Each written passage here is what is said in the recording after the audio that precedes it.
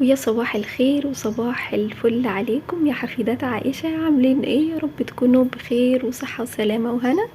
النهاردة كده جاية لكم بفيديو جديد يا حفيدات عائشة. لايك بقى للفيديو لاختكم حبيبتكم، واشتراك وتفعيل الجرس علشان تنوروني وتفرحوني بوجودكم، ويعود عليكم الايام يا رب بألف خير ان شاء الله باذن الله. ندعي بقى ادعية حلوة كده لينا ولغيرنا علشان ربنا كده يتقبل منا كل دعوة بنقولها في الايام الجميلة دي في رجب. ربنا يا رب كده يتقبل منكم كل اللي انتوا نفسكم فيه، اللهم امين، ويعود عليكم الايام بألف خير ان شاء الله. الفيديو ده او الروتين ده فيه افكار حلوة كتيرة، وهنعمل مع بعض تفريزات وحاجات حلوة لرمضان. ربنا كده يبلغنا رمضان ويجعله كده يعني الاشهر الجاية دي خير وبركة ورزق وحاجات جميلة ان شاء الله باذن الله. بدألكوا بقى الفيديو كده بفطار خفيف ولذيذ، عشان هعمل بقى شوية حاجات حلوة. هعمل يعني مع الترويق طبعا، بس ما شاركتش معاكم ترويق البيت وكده. هعمل اكلة كده تدفي وتروق علينا كده وتغير لنا نفسيتنا. هنعمل ايه؟ هنعمل محشي. بصوا كده ورق العنب ده، ماما كده يا حبيبة قلبي كنا مفرزينه مع بعض بالشكل ده كده، بنلفه رول زي ما انتوا شايفين كده في الاسترتش راب. بصوا اكنه بالظبط لسه طازة، يعني ده عايزه اقول لك بقاله كام شهر في الفريزر. فطلعته كان معايا بالشكل ده، يا دوبك فك. بعد كده بقى معايا زي ما انتوا شفتوا كده جميل وخطير جدا. كنت حاطه بقى شويه حلوين كده من الميه على النار، حطيته غلوتين وبعد كده طلعته يتصفى. بعد كده يا بنات هجيب بقى شويه زيت حلوين، وبعد كده هنزل بالبصل فرماه كده في الكبه، هديله بقى تشويحتين حلوين. وده كده الكمون بعد ما طحنته. انا كنت في الاول جبته في مقلايه لغايه ما اتحمص معايا، ولما برد طحنته بقى معايا بالشكل ده. بس كده فكان خلص يعني معايا. وبصوا كانت ريحته خطيره. انا بحب قوي قوي الحاجات لما تجيبيها كده من العطار وتعمليها كده تحمصيها وبعد كده تطحنيها عندك، بتبقى ما شاء الله ريحتها حلوه جدا بتبقى قوية. وبعد ما حمرت البصل زي ما انتوا شفتوا كده وخدت كده تشويحة حلوة وسكرت كده معايا، حطيت عليهم معلقة صغيرة من الثوم المفروم، قلبتهم كده لوحدهم لغاية ما تشوحوا معايا. بعد كده يا بنات نزلت بالصلصة. انا كنت برضو مفرزة معاكم صلصة قبل كده، فكانت يعني ايه سهلة، ان شاء الله الموضوع يبقى سهل وبسيط. وبعد كده نزلت عليها بكبشة حلوة كده من شوربة اللحمة، وحطيت بقى التوابل دي. حطيت التوابل وهكتبها لكم برضو بكل التفاصيل، ولازم معاها شوية كده حلوين، شوية كده حلوين من السكر يا ناس يا سكر.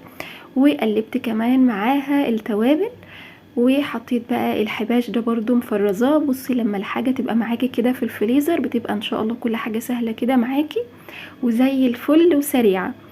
ده كده بقيت البصل اللي كنت فرماه، حطيت برضو يعني نص في الاول كده شوحته واخد التسكيرة بتاعته الحلوة. بعد كده حطيته مع التسبيكة. طيب هنا بعمل ايه؟ ده كده كمية الرز اللي هعملها غسلتها وحطيت عليها من نفس البهارات، هكتبها لكم برضو اللي حطيتها في ايه بقى مع الصلصة.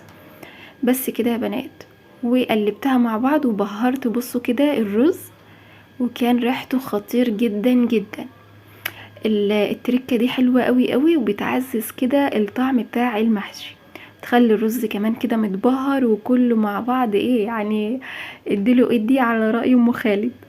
بعد كده زي ما انتوا شايفين قلبته كمان مع الصلصة بقى بتاعت المحشي، واديته بقى تقلبتين حلوين كده معاها، وما شاء الله ما كانش فيها ميه ولا اي حاجه، كانت معايا كده خطيره وريحتها حلوه، وكانت معايا التسبيكه مظبوطه. جبت معلقه من السمنه وهشوح كده اللحمه. انا كنت سلقه لحمه كده يا بنات في البدايه علشان يعني ايه اخد منها الشوربه، سلقاها عادي جدا ما فيهاش اي افتكاسه. وطبعا اللحمه تكون مستويه معايا ومتظبطه كده ومية مية. طيب بعد كده هشوح بقى اللحمه علشان احطها في الارضيه بتاعه المحشي. وزي ما انتوا شايفين كده بدات ان انا اعمل بقى ايه الورق العنب بالجمال ده كله. لفيت كده كام صباع معاكم، وبعد كده قلت بقى ايه مع نفسي كده اخلص بقيه المحشي. طيب جبت الحله اللي كنت عامله فيها التسبيكه، حطيت بقى فيها شويه حبشتكنات كده، بطاطسايه قطعتها طرنشات مع كمان حلقان من البصل ومعلقه صغيره كده من الثوم وشويه من الحباش، وقطعت طماطمايه وحطيت كمان حوالي معلقه من الزيت ورشه كده من البهارات اللي كتبتها لكم علشان برضو تطعم معايا الدنيا دي كده كلها، وقلبتهم مع بعض حلوة قوي قوي. وبعد كده فردتهم في ارضيه الحله، وحطيت كمان اللحمه بعد ما اتشوحت. خلصت كده، اللهم لك الحمد ولك الشكر. لف كده الورق العنب، بصوا جميل جميل جميل وكان لذيذ جدا. وبعد كده جبت بقى شويه حلوين كده من الشوربه، وكنت سايبه يعني شويه كده من التسبيكه بتاعه المحشي عشان تطعم كده برضو معايا الدنيا، والورق يبقى من جوه ومن بره ويبقى خطير كده الورق العنب معايا. بعد كده جبت كام ورقه كده كانوا متقطعين، حطيتهم على وش الورق العنب وسبته بقى يشرب الشوربه ويبقى تمام. بعد كده اوطي عليه واسيبه براحته بقى يستوي.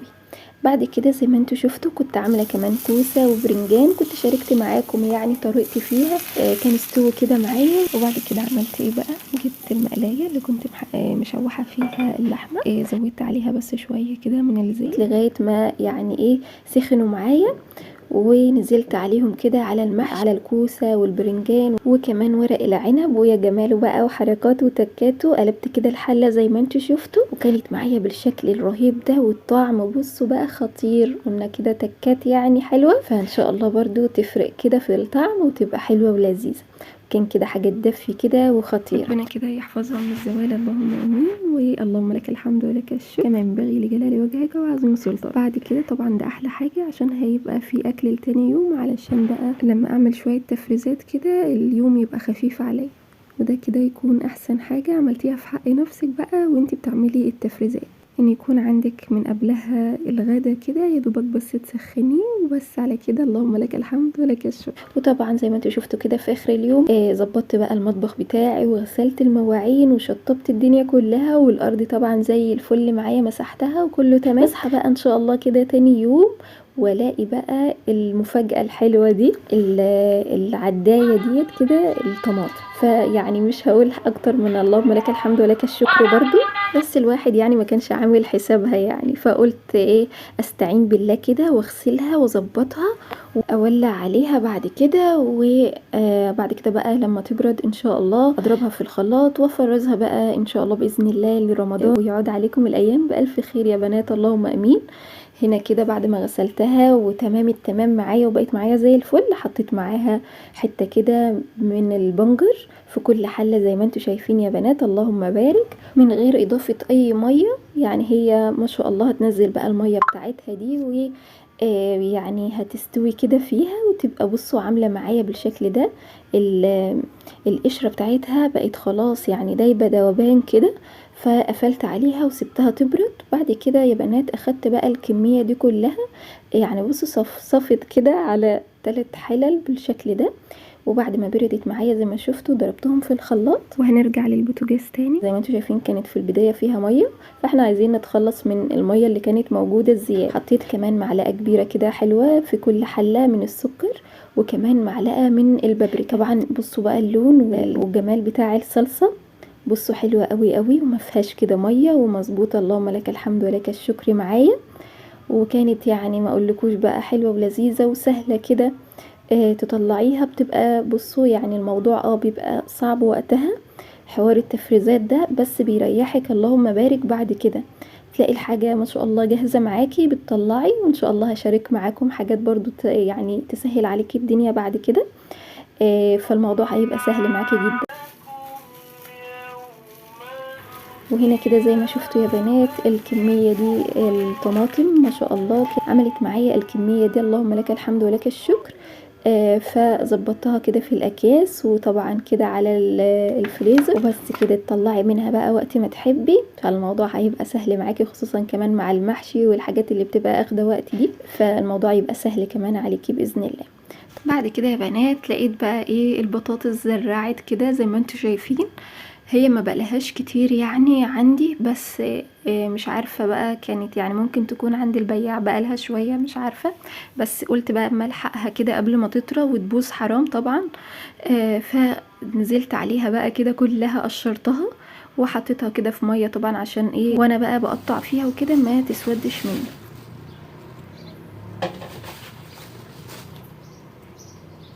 فعشان ما تسودش مني حطيتها في الميه زي ما انتوا شايفين كده، وبدات ان انا اقطعها بالشكل ده، وحاولت كده اقطع الجناب بتاعتها، وبعد كده اقطعها صوابع.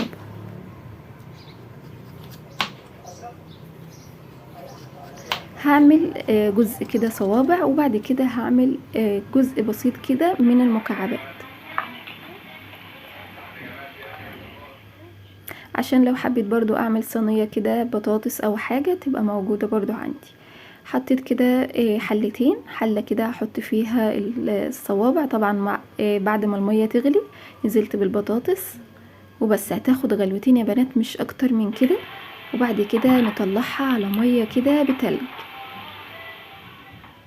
يعني المية كده تكون متلجة علشان ايه ما تستويش كمان بزيادة، واللي هي كمان ايه يعني تاخد صدمة كمان.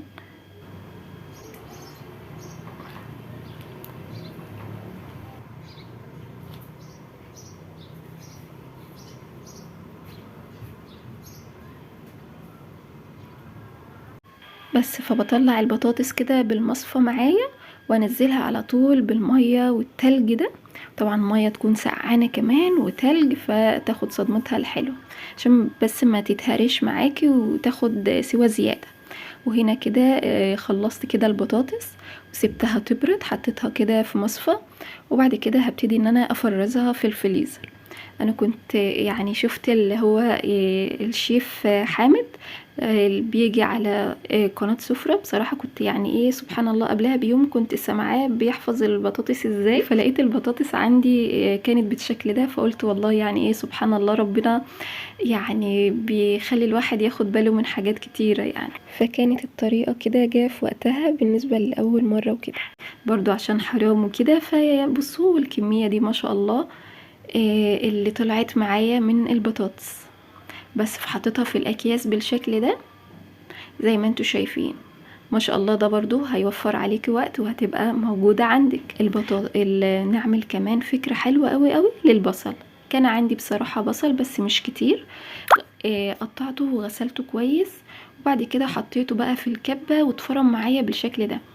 بصوا الموضوع ده حلو قوي قوي، لان يعني برضو والدتي كانت بتعمل لي منه كده، فكان يعني لاحظت ان هو الموضوع سهل، فبطلع من الكيس وباخد منه مثلا حتة كده. بصوا لما يتجمد هيطلع معاكي كده بيتكسر، يعني تاخدي منه مثلا مكعب، فاهمه قصدي؟ فالموضوع هتلاقي ما شاء الله ده سهل معاكي وده سهل معاكي وده سهل معاكي، فالموضوع مش هتقفي في المطبخ كتير بمعنى اصح وانتي بتطبخي. بس فحطيت الكمية كده مع حطيت كده البصل في الكبة مع معلقة صغيرة خالص من الملح علشان يعني ما يعملش ريحة وحشة، وبعد كده حطيته في الأكياس بالشكل ده وفردته زي ما انتوا شايفين كده يا حلوين. عمل معايا كيسين كده حلوين، طبعا حسب بقى الكمية اللي تحبيها. اسكت على كده؟ لا ما اسكتش، برضو اقول ايه كان عندي فلافله كده محطوطه، قلت برضو عشان الفلافله تبقى جاهزه معايا وما تبقاش كده زي ما هي في الفريزر وتاخد كمان يا بنات مكان.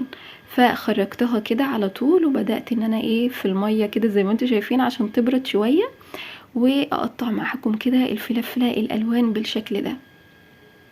يا دوبك بس ما سبتهاش بصراحة لغاية ما تفك قوي، يعني طرت معايا حاجة بسيطة كده. وكمان كان اسهل معايا بعد كده بالمقص، المقص كان سهل معايا بعد كده، فخلصتهم اهو بعد كده بالمقص. وكنت قفلت معاكم لان بصراحة قلت ايه عشان كمان ما اطولش عليكم، وقطعت الفلافلة الالوان بالشكل ده كده مكعبات صغيرة. والكيس التاني هحط فيه بقى ايه الفلافلة الالوان شرايح كده زي ما انتوا شفتوا.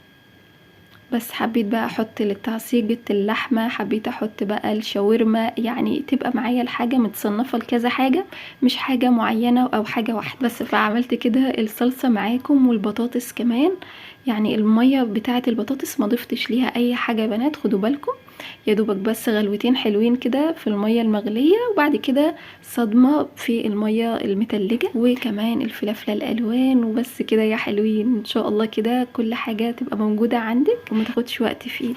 وكل ما تنزلي بقى السوق كده ان شاء الله وتلاقي حاجة يعني ينفع تتفرز، عايزاكوا كده تفرزوا كده في الشهرين الحلوين دول اللي تقدروا عليه، علشان بجد التفريزات كمان دي بتخفف علينا، غير كمان ان هي بتخفف الخضار او اي حاجة عامة بتاعة الشتاء، بتبقى جميلة قوي وطعمة ولذيذة عن الايام اللي هي في الصيف، ده بيبقى اطعم واحلى. كنا برضو مع بعض فرزنا الكرنب، وكمان فرزنا قرنبيط، ويعني اللي نقدر عليه كده نفرزه. حتى برضو لو جبتي نوع فاكهة خدي منه كيس وعينيه في الفريزر، ده هينفعك برضو بعد كده، هينفعك بقى ضيف اجا او حاجة او حد جالك على غفلة ومفيش حاجة، فالكيس الفاكهة اللي انتي كنت عيناه في الفريزر ده هتطلعيه كده وتعملي شوية عصير حلوين في السريع، هتبقى في الفريزر وهتنفعك كيس على كيس. الموضوع هيبقى سهل معاكي بعد كده، وهتلاقي البيت مليان بركة وخير. واكون كده يا حفيدات عائشة اكون خلصت معاكم الفيديو، يا رب كده يكون فيديو خفيف عليكم. متنسوش لايك لاختكم كده على الفيديو ده، وتشيروه لاصحابكم وحبايبكم، واشوفكم على خير ان شاء الله في فيديو جديد، والسلام عليكم ورحمة الله وبركاته.